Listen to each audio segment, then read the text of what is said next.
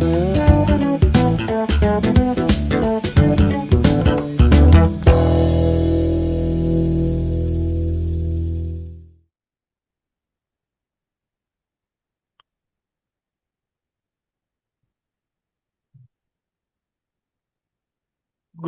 evening, everyone, and welcome to today's webinar. We are delighted to have academics and researchers from different fields joining us for this session, focusing on international collaboration and project development opportunities within the Erasmus Plus framework. Today, we are pleased to welcome Assistant Professor Dr. Zeynep Baysal, who serves as the Vice Coordinator of the Erasmus Plus Project Office at Austin Technical University. Alongside her academic work, she has experience in supporting and coordinating internationalization and Erasmus Plus project activities within higher education. In today's webinar, she will provide an overview of Erasmus Plus program and focus particularly on key action projects, covering available project types, application processes, and partners research strategies, funding opportunities, and practical considerations for academics interested in developing Erasmus Plus initiatives. So I'm handing the voice to Zeynep Hocam. Please go ahead. Thank you, Hocam. Let me share my screen first.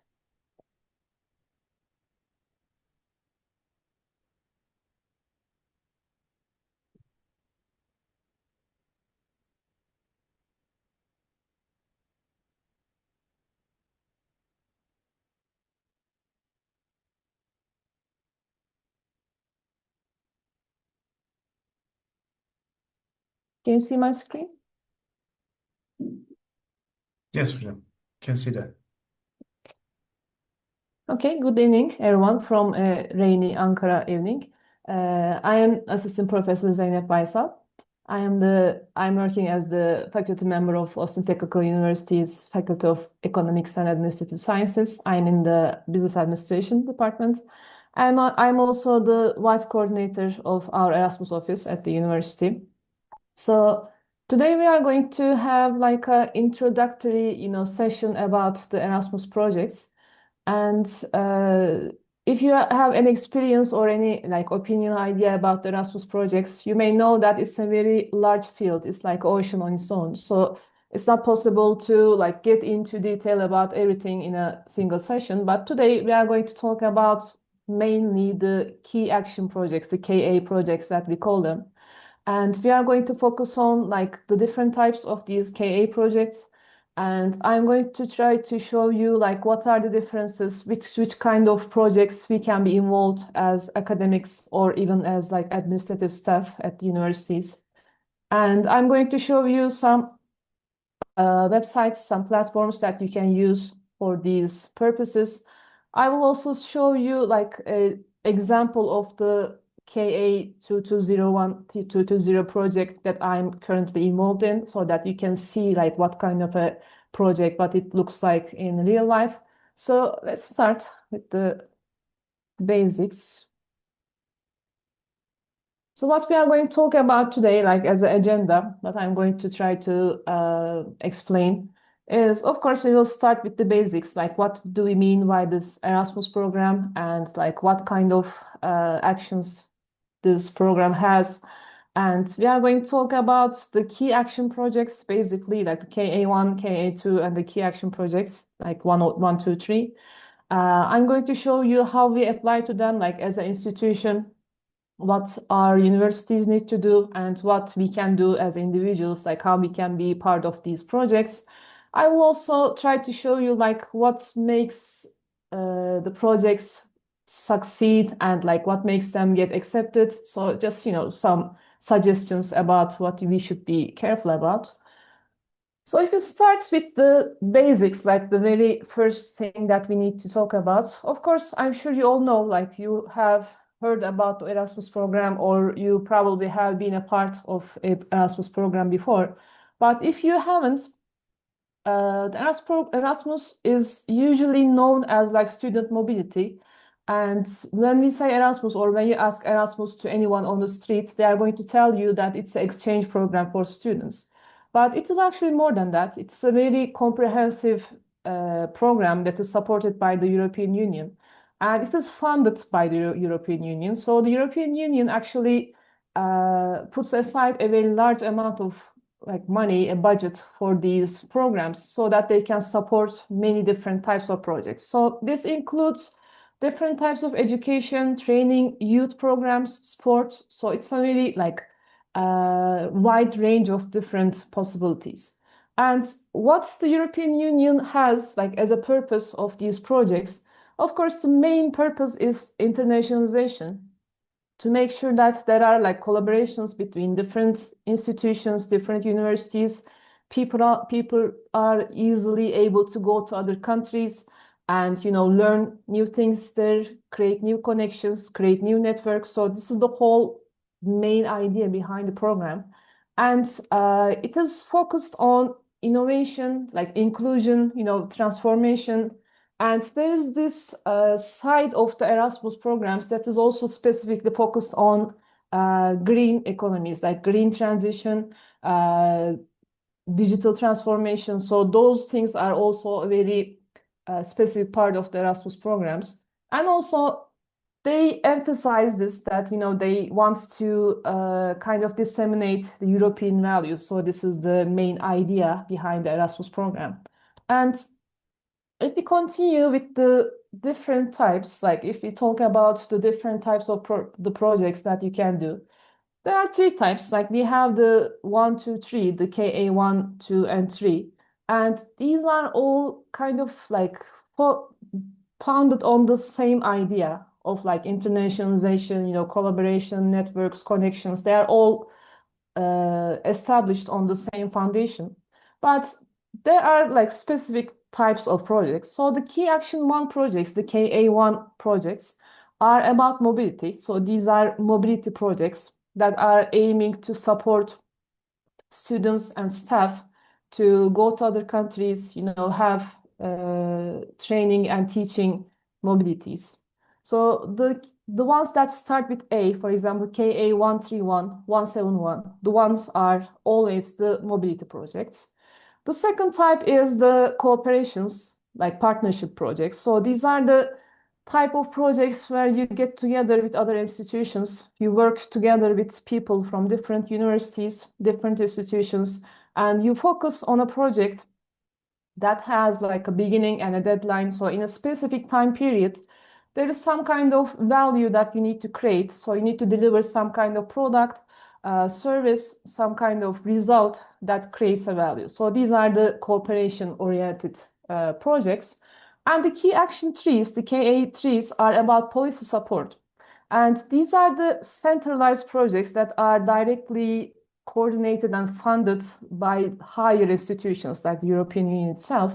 So we are not going to get into the third one today, like the key action tree. We are not going to focus too much because these are the, let's say, centralized projects. But we are going to focus on the 1 and the 2 today because we have a limited time. And these are usually more relevant to academics such as us, so that we can learn what we can actually do, what we can start focusing on. So basically, the whole structure, the whole framework of the Erasmus program can be summarized as this. So if you can see my screen, this is a whole summary of the 3 types of projects that are under this category. So we have the KA1s, we have the KA2s, and we have the KA3. As you can see, the red dots, the ones that have red dots, these are centralized projects. So these are, let's say, coordinated by higher institutions, and there are they have their own specific type of protocols. They have their own specific type of processes. So we are not going to get into that, but today we are going to focus on what we can do as individuals and as universities. And under the KA1, as I mentioned, these are all about mobilities. So if you are doing a KA1 type of a project, it means that there needs to be some kind of mobility. and there needs to be some kind of exchange between students, staff, either academic staff or administrative staff. So maybe you have seen before, maybe you have participated before in such projects. These are called the KA131 and KA171 projects. I'm going to show you the details of each in a second, but basically they have the same idea, the same logic behind both type of projects, but the KA131 projects are done within the European Union and like a couple of other selected countries, whereas the KA171 are the countries that are outside of the European Union. Okay, so I'm going to show you the specific countries in a second. But just for now, know that the KA1s are always about mobility, either for staff or students. And there is two types. Like actually, when we say Erasmus, we usually think that it is only about the European Union, but you can do all kinds of mobilities under the Erasmus program with almost all countries around the world. Okay? Secondly, the KA2 projects that are usually, there are also different types, but the most common one is the KA220 projects. And these are based on cooperation. So these are focusing on partnerships, which means that there needs to be multiple universities, multiple partners that are involved in a single project. And these projects are, the budget of the project depends, but you are able to like engage in a very fruitful collaboration with many different partners.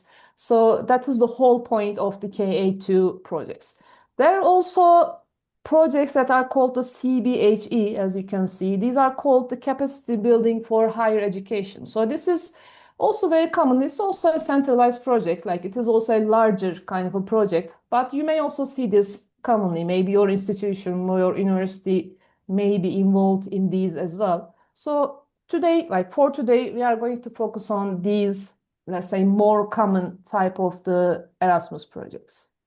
By the way, if you want, like, if you have any questions, you can interrupt me and like ask if you ever like want to add something or ask something.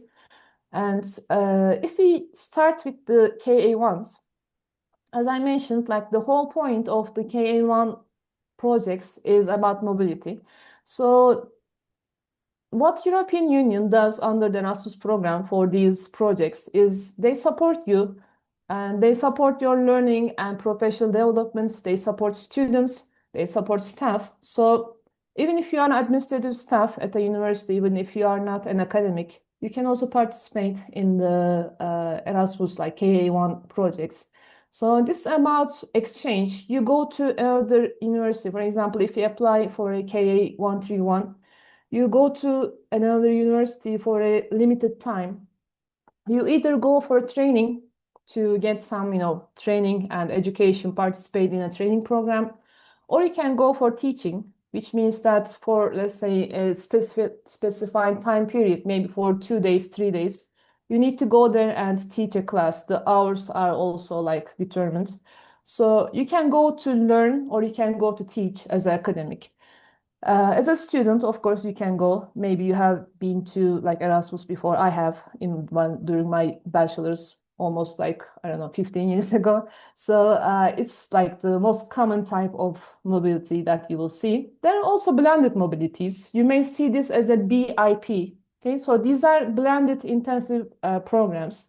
It means that there is an online component in addition to physical components. So when there's a blended type of a project, it means that some part of the project is online. So you participate in an online training or teaching, like some kind of online session, then that is followed by a physical mobility. There are also short-term mobilities, like the time periods can change. Like if you go as a student, for example, you can go for a whole term, or you can just go for a couple of days. So there are like many different types of mobilities. Of course, the whole point is to like teach, train, and sometimes you go as a job shadowing, which means that you go there and like you watch other people work, like you try to understand how they do their own work, the similar work that are doing to you. So how this process goes, like the KA131 and the 171 projects are institutional projects, actually. So this is not something that you apply personally. What your university, what your institution needs to do is, of course, first they need to have a ECHE certificate. That is the certificate that confirms that the institution can participate in Erasmus program. After that, they need to apply for budget when the calendar is open for the applications. They need to apply for the university. The institution needs to apply for the budget based on the expected number of mobilities. And there needs to be inter-institutional agreements, which means that these are the digital agreements that we keep on it used to be like handwritten and hand signed, but now they are all on a platform that is called the EWP dashboard. So these are the digital documents that shows a agreement between your university and the other university. So, for example, if you want to go to a mobility in Italy, in a university in Italy, there needs to be an agreement between that university and yours. Of course, there's like a different type. Like if you are going for training, it's not mandatory, but I will explain that in a second. But for now, just know that it's not something that you are applying directly to the European Union or like any other agency, but it is something that your university or institution actually applies. They get the budget and then they conduct a selection process within the university. So all countries involved in the Erasmus program, they have these institutions called national agencies. National agencies are the ones that coordinate the official institutions that coordinate the Erasmus program in a country. They are usually involved with the Ministry of Foreign Trade, so it's a governmental institution. And after the institutional process, there will be the individual process. But before that, let me explain like the countries, different types of countries that you can work with. Of course, the KA131 is for the European Union, basically. And you can do these mobilities, these projects with the member states. You may see that United Kingdom is there, but normally they are not within the EU or they are not within the Erasmus program. But it was said in like maybe a month ago that they are planning to actually like participate in the Erasmus program. So that's why I did not remove them. But normally for now, besides European United Kingdom, you can do the KA131 with any of these countries. There are also the third countries that are not in the European Union, but they are associated with the program, as you see on the right side. And you will see that Turkey is a part of this group. That's why we are able to participate in the Erasmus programs, even though we are not in the European Union. The KA171, the second type of the KA1 projects, is the projects that you can do, the mobilities that you can do with almost the rest of the world. So the countries that you see on the screen, I think all countries are somewhat involved, like included in this list. And in addition to doing these mobilities with the European Union countries, you can actually do the same thing with the other countries as well. Okay, so the regions that you see on the screen, the countries that you see on the screen, you can work with them. Like you can do projects, you can do mobilities with them. For example, let's say you have a partner that you know someone in Kazakhstan and you want to do a project together. Again, this is an institution application, so you are not applying personally, but the Erasmus office that you have at your university, or maybe the international relations office, like which office is responsible for this type of work, you need to talk to them, you need to contact them, and you need to tell them, like, we have this project, we have this partner in Kazakhstan, in other country, so we want to do this. Based on that, they ask for a budget from the nation agency, from the European Union. So, like, as you can see, like the Erasmus is not only about the Europe, but it is actually can be done or actually together with other countries as well. So like kind of a flow chart about how you apply as an individual. Because after your university has a grant or like a budget for these projects, what you need to do is for the 171s, the KA171s, you can check already existing interinstitutional agreements, the IIAs, that your university has previously, or you can make new connections. Okay, you can, for example, you meet someone at a meeting, you meet someone through the, our academy, like Turkish Academy of Management, you meet someone and you talk to them, you like agree on a project together. So first you sign this agreement on the dashboard. After that, you talk about the project that you want to do. And it is not a like project-based application, but when you are applying for this KA171, you have a field that you fill in. And in that field, you summarize all the projects that you are going to do. For example, you say, we have this partner in Kazakhstan, we are going to do that. We have this partner in Azerbaijan, we are going to do that. So you summarize the different types of projects that you want to do. And you add all the partners from the different countries. And of course, you need to discuss this, like how many students will go, how many staff will go, what will be the length of the mobilities. Again, this is still a KA1 project, so there will be mobilities. So students may come from other universities, your staff, your students can go to other universities. Again, these are the countries that are outside of European Union. The ones that are in the European Union, like the most commonly used one that we all know and usually prefer, is the KA131. And similarly, you can do this as training or teaching again. And if you want to do training, it means that you can participate the different types of events that these universities have, and you need to check the International Week announcements. Okay, it means that you don't actually need a agreement before that. So even if your company, even if your university does not have an agreement with the other university, you can still go for training. Okay, so training mobility is not limited to having agreements. Even if you don't have an agreement between your institutions, you can still go for training. There's a website called iMotion. I'm going to show you the websites after the presentation, but they list and announce different types of events that you can participate. After you get you apply, you get an invitation letter, you get an acceptance letter. You need to submit it to your institutions, your university's process. There needs to be a transparent and open selection process at your university for the Erasmus selections. This may be done once a year. Some universities do this once a year. Some of them do that twice a year. We do it twice, for example. It depends on your, university's policies. So you apply for institution. Of course, there's a ranking, because if you have, let's say, 100 staff and they all apply, there needs to be a ranking for the grants, to be received. If you want to go for teaching, first of all, I mean, this is usually the rule for most universities. You need to have a PhD. And you also need to have an existing agreement with the university. So you can go for training without an agreement. But if you want to go for teaching, there needs to be a previously signed agreement.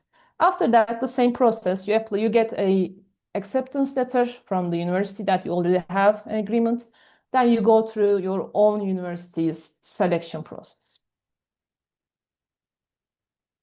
Okay, so basically these are the mobilities. Again, with the KA1, we have the teaching mobilities, we have the training mobilities, and you can invite staff. The staff will go, your staff will come, there will be an exchange. There are also blended programs that has the online component again. So the whole point is to develop a network, meet new people, make new connections. And for example, you participate in an international week, you go to one country, but when you go there, there will be people from many different countries. So in a single event, you will be able to connect with maybe people from 20 different universities, 20 different countries. So they will all lead to new projects. So this is the whole point of the KA1 projects. If you continue with the KA2 projects, the second type, as we mentioned, these are about the partnerships. So these are the cooperation-oriented projects. By the way, the man on the screen is Erasmus. He's from Rotterdam, and the program is named after him because he studied, he taught in different countries, many different countries. That's why the whole program is named after him. And the second type of the projects, like the KA2 projects, these are about working together with other partners. So this is not about mobility. Most of the time, there is limited mobility in the KA2 projects. Maybe there will be some meetings, maybe there will be some kickoff meetings, there will be some, matchmaking, different types of events that will be organized. But the idea is not based on mobility. It's about creating a project. It's about creating alliances, working together as a team, as a group, and creating some kind of value that is usually either a product, a service, a result that creates a value for people in general. Okay, so this is the whole idea. And if you are familiar with the project management in general, the KA2 projects are about the whole same idea, the project life cycles, the things that you do in these projects.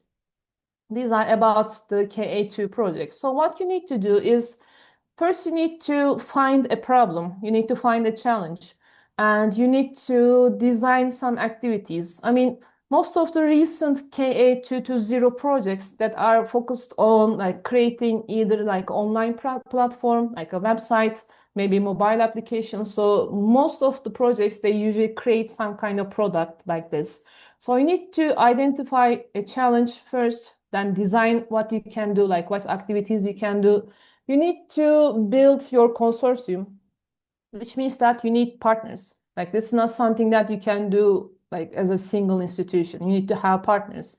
And by the way, these partners are not limited to universities. Even if you are a university, you can actually work with many different institutions. You can work with NGOs, non-governmental organizations. You can work with companies, the profit companies that are businesses.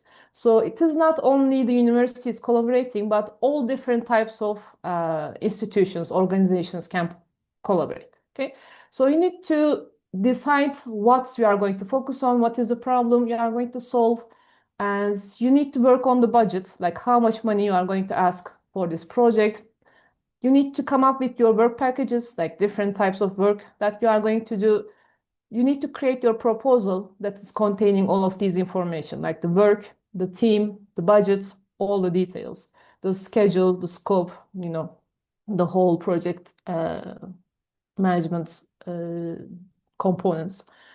Then you need to submit it. If your project is approved, then you are going to implement it. Then there will be a reporting process. So this is the whole KA2 project life cycles. So what you will see in KA2 projects, usually the KA220 projects, you will see if you have, again, have been involved in a project before, it is similar. So there will be work packages, which means that the work will be broken down into smaller pieces. For example, you will say that we are going to develop an AI-based application, mobile application for students for a specific problem that the students have. After that, you divide it into smaller pieces, you need to decompose it. You need to create smaller packages of the work. Then you do the division of labor, you divide the work among the partners. Based on that, you have project meetings.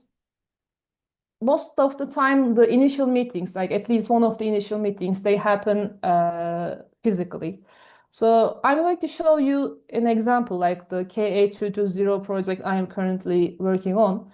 But basically, we have partners from different countries. We have partners from Portugal, from Greece, from Slovakia. We are from Turkey, and so different partners. And the first meeting, the kickoff meeting we had was in Portugal. So the representatives from each partner, they came together and we discussed what we are going to do throughout this project. And after that, we had only online meeting. So It doesn't have to be like physical meetings very commonly, but it usually starts with a physical meeting and then continues as online meetings. So during those meetings, you decide what you are going to do. And since we have all these, online tools that we can use, we are using Teams, we are using Google Drive, we are using the mail, groups. So we are constantly in communication. We all have our work that we are supposed to do. Like all partners know what they are supposed to do. We all have deadlines. So we do our job within our deadline, then we get together, we discuss, we share the documents that we create, we get feedback from each other. So the whole point of the work is again to work together and collaborate on a specific topic. There are like activities that you are going to do. There is dissemination, for example, like how you are going to announce this, do the marketing side of this project. How are you going to like provide this as a service, maybe like to the students, how they are going to use it. You can do pilot activities and such things. So again, like this is the whole typical work that you do in KA2 projects. Hocam, Again, buyurun sorry. hocam. Erm hocam has a question for about KA2 projects. Is there any limit of applying KA 210 inside universities? Our university told us that.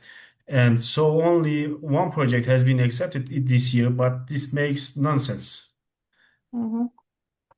Uh, I don't think like there is an application limit, but when like the applications are being evaluated, of course they are being evaluated based on many different criteria. So maybe they were like I'm not sure. I don't want to like misinform, but as far as I know, there is no limitation for the applications. But maybe in the university wanted to focus on like a specific project or maybe limit the number of applications. It may be the decision of the university, I believe. Okay, so if we continue, again, like this is something I already mentioned. Anyone, like any type of organization that you can think of, they can also like they can be a part of the KA2 project. So it is not don't like only think about the universities, but you can collaborate with businesses, you can collaborate with public organizations, NGOs. So it's like a very wide range of possibilities. So about the funding, I'm not like going to get into technical details, but most of the time the funding you ask from the like for the project from the European Union, you need to justify it. So you need to explain like what kind of activities will be done, what is the budget, what is the mobility, what is the travel that you are going to do. Like you need to justify it and explain it. So based on that, they can give you the money, the budget that you asked. And sometimes some part of the budgeting, let's say the lump sum is when the total amount is deposited as a total. Like it is not broken down into smaller parts or smaller work packages, but is like a total amount. So there are different approaches and different types of, let's say, models based on the budget. But if you clearly justify the budget, the funding that you want for this project, they usually, if it is not like above the limit, they are going to accept it. So you can list like the different activities you are going to do, the management cost that you are going to like you will be incurring, the dissemination cost that you need, for example, for the events that you are going to organize. If there will be mobility for meetings, for other types of reasons or any different type of support that you need. If you justify all of them and like explain where you are going to use this money, you will be allocated that amount. And then after that, you are going to be able to distribute it among the partners, everyone that is involved in a project, like a KA2 project. Normally, they need to receive a certain amount of the funding. So if you are working as a researcher in a KA2 project, you will receive money, like the money for the work that you are going to do for the project. So not just the like activities, but also the researchers, they are paid a certain amount. The distribution of the amount depends. Like you may have this agreement among the people in your project to say that like we are going to all receive the same amount, we are going to do this equally, or you can distribute it based on the work that each person does. So it depends on your like decisions you make as an institution.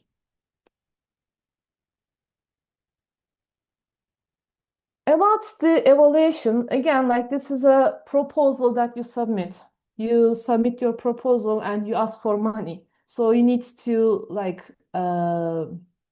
know how to do like create a good proposal. Of course, there needs to be a relevance. I will show you some of the websites in a second, like the specific websites that you can use for this. I mean, European Union has some priorities, like they have certain areas that they want to focus on. So you need to know which areas that will be like more, let's say, acceptable by the European Union. Also about the current topics that are, relevant for your students, for your staff, for like larger policies in your country. So it needs to be a relevant topic. And you need to design it in a way that explains everything clearly, not with too much detail, but it needs to have enough detail that they understand what you will do specifically. Partners are important, like the partners that you are going to work with.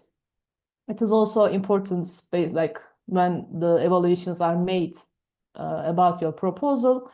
And similar to like the TÜBİTAK projects, if you have like worked in a TÜBİTAK project before, there is always this impact side. So they want something that creates an impact, and there needs to be a wider impact. So the project, for example, cannot be something that you will be doing only in your university. They want something wider, like they want some kind of scientific result, some kind of impact that will be impacting, like affecting a larger amount of people. So you need to focus on these criteria to make sure that your proposals will be evaluated positively. Hocam, Gökhan Hocam added some information about K210 projects. You may participate in a maximum of 5 projects. Okay, hocam. I'm not sure about the exact numbers, so I think he is more experienced in that field. Thank you, Gökhan Thank you. Hocam, and Thank you, Zeynep hocam. Hocam as well. So again, like, thank you. Some websites I will show you, but just this is the, the web gate that we are using for applications. And you'll see that there are many different sites, like the websites the European Union has, like the European Commission has different sites. There's website for funding, for tenders. So in a second, I will show the actual websites. Yes, so this is the links I have for these websites. I'm going to share this, like the slides, the presentation with you so that you can reach the links through this website. So let me continue, and then I don't want to like interrupt, go back and forth. So let me finish the presentation and then I will show you the actual websites that we use. So before that, what you can do, or as you see, like all of the projects, all the KA1 and KA2 projects are about networks and connections. So what you need is to like build consortiums, like to meet people, create networks. So you may have a strategy. For example, you start with the KA1 projects, like you start with mobilities. Because again, like if you ever participated, you may know that once you go to a mobility activity like an international week, you have the opportunity to meet so many different people. Even from the conferences, it doesn't have to be an Erasmus activity. From the conferences, you can meet a lot of people. You can participate in different events organized by different institutions. So starting with like creating networks, meeting new people, and like approaching them to, ask them like, can we do this? For example, during the winter workshop, we had at Başkent University, I talked to a couple of people from different universities, and we actually engaged in KA 171 with some of them. So meeting people and approaching them about such projects, not just the ones, but the KA2s as well. That's what you can start with, like talking to people, meeting people. And when selecting the partners, of course, you need to have some expertise that is complementary. So, for example, if you have a field that you want to work in, the partners should also have an expertise or at least some value that they can create for those projects. And you need to have at least try to find people like the partners that you consider reliable, because this is something that happens in almost all projects. Sometimes some partners, they leave the project like while the project is still in motion, like still being applied. So of course you cannot know from the start, but this should also be like a criteria for selection. And one indicator might be if the partner has already completed projects, similar projects before, that can be an indicator to like work with them and trust them in this process. So these are the like some criteria that you can think of. And again, about the budgeting, of course, the budgeting should be justified, and it needs to be linked with certain activities, the certain deliverables that you are going to deliver as a result of this project. It needs to be realistic. It needs to be a project that can be done within the specified timeline. It should not have like high costs, like inflated costs that are not realistic. And again, everything should be justified. So in your proposal, you should be able to say that like why you are asking for this budget very clearly and very openly. Also, the work plan, if the work plan is too complicated and if it is like appears as if it cannot be done within the specified timeline and the specified budget, it may create some problems during the proposals. So some, principles to consider in terms of budgets. And like specifically with the KA2 projects, these are the problems that we most commonly see. Like if your problem is, I think this is like the general project management framework, as you can see. Like if you don't have a clear problem that you are solving, probably that's going to lead to a negative evaluation. Also, if your activities, your deliverables, the things that you do are not linked to specific outcomes, this will be a problem. About impact and dissemination, like if your project is not creating a, let's say, specific or measurable type of impact, that's going to be a problem. And about partnerships, like the work that the partners does in a project should be balanced. So you need to be careful about the balance among the partners. And about the preparation, like it takes some time to create and come up with the project proposals. And there are always deadlines. Like you need to apply for certain deadlines within deadlines to certain calls. Like there are calls for budgets. So that's why like what we see most commonly why the projects fail. Again, like the similar things, I think we have the similar idea here. Like we need to have a clear problem, realistic work packages, realistic timeline, and budget. Again, like they consider when you go to any of these applications, tenders, portals, you will see that they are talking about the European values very commonly. So if you can at least touch on some of these European values, you'll also have like a, let's say, positive impact probably. Finally, what we can what we can say as a summary, with the whole, like all of the projects, the KA1s and the KA2s, first, you need to have some priorities. Like you need to focus on what you want to do, what is the main idea, what is the main problem that you are trying to focus on. And you need to do like not focus, but start building your partnerships as early as possible.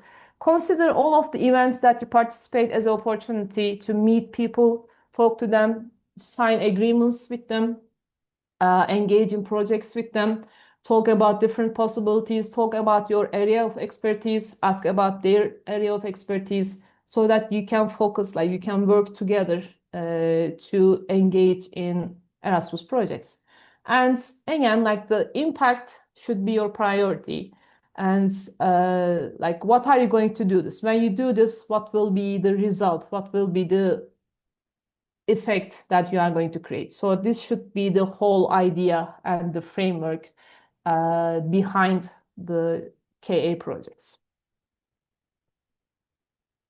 Okay, so I think do we have time, Murat Hocam? Yeah, hocam, it doesn't matter though. We have plenty of I time. We have will half an just hour on the submission, but we can discuss the questions if. I also want to show you like some of the websites very quickly. Okay. By the way, you can reach me through my email on my LinkedIn. We can always stay in contact. We can do projects together. Let me see. Okay. Let me quickly share this. Okay, so I'm going to show you some of the websites, like important websites that we use. With the KA ones, like the mobility projects, as I mentioned, this website is called iMotion. So it is the website that shares, announces staff weeks, like international weeks. So you can go on this website and look for different countries. For example, different universities have international weeks. You can check the dates. You can check the institutions, the universities. So usually when you go into any of these, for example, the BIPs, like the big ones, are the blended intensive programs. So these have online and physical components. Let's say, like, you will see the Turkish universities as well. For example, one from Kütahya, Dumlupınar, as you can see, they have an international week as well. So you get into, like, go into the website. Gives you another.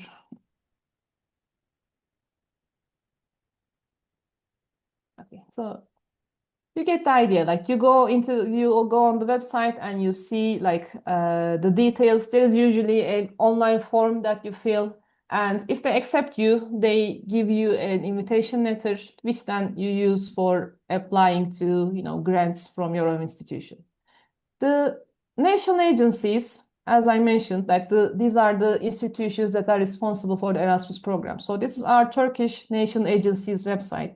This is an important website as well because they share information about the calls, like the deadlines, the different applications that you can do, the different programs that you can be involved with. So the national agencies are the, let's say, most important institutions we have nationally.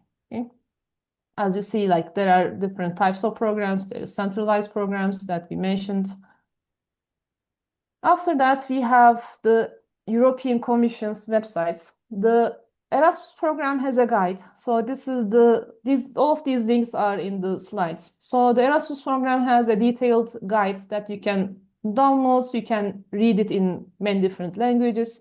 So it has a lot of details about the proposals, about the programs, the projects that you can do. So this is a very important document. Also, the different site, like different parts of the same website, there are the Erasmus Plus projects that are already been accepted and like done before. So you can check what have been done before, like different types of projects that have been funded before. This is a useful website for that. Maybe the most important one in terms of funding is the funding and tenders portal.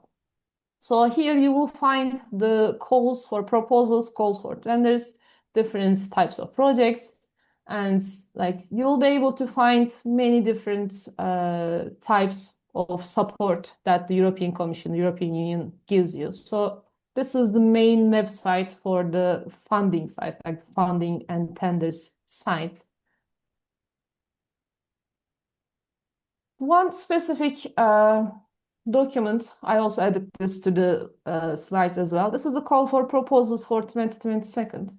And here you will see like details about the key action projects, about eligibility, and also there is additional information about the funds here, like the deadlines of the applications and like fundings. So this is a specific document that they shared for 2022.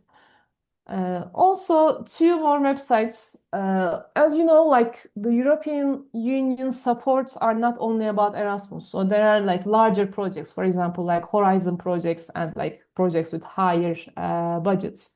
So two websites that you can use to find partners, find funds, find other researchers. One is Helix that you can see. Like this is a website that you can use to find partners in your projects. Second one is the European Association of Research Managers and Administrators, the EARMA website. So this can also help you find like different partners, find calls, projects, and engage in different events. So all of these websites are here for you to engage in certain activities that are supported by the European Union. And as you can see, like there is no limit about the countries, about different types of projects.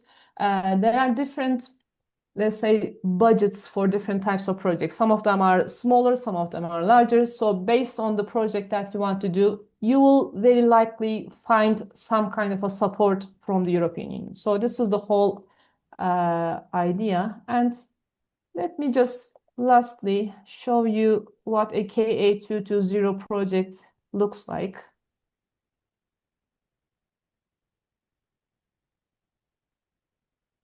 Okay, so this is the current project that we are involved in. So as Austin Technical University, we are currently working on this project. So when you do your proposal, when you get like approved by the European Union for your like Erasmus project, this is what we did. Like this is a project that is focused on creating a platform for online learning, and without like disclosing sensitive information, let me show you what we are currently working with. Here, the project is like the applicant is from Portugal, the university from Portugal. And as partners, we have Turkey, we have Greece, we have Portugal, we have Slovakia, and they're also, I don't know if they are involved here. For example, the Strategon Finance private company that you see in Greece, that's a private company. This is not a university, okay? So as you see, like it doesn't have to be all universities. It can be other types of institutions as well. And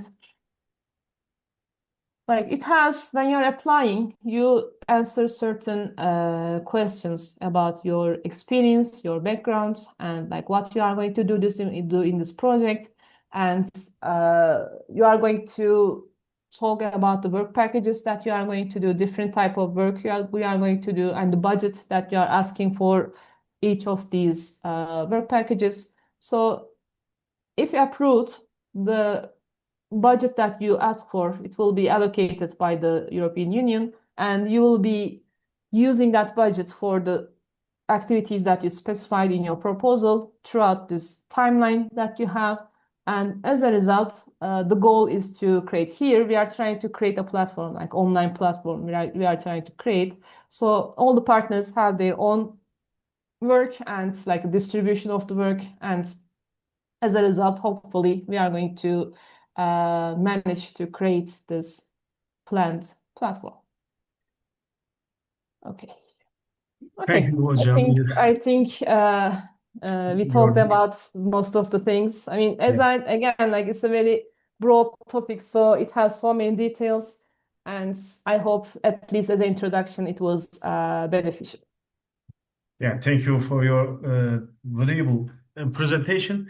So I can ask now if you have any questions for the Hocam. I need to go close the recording now first.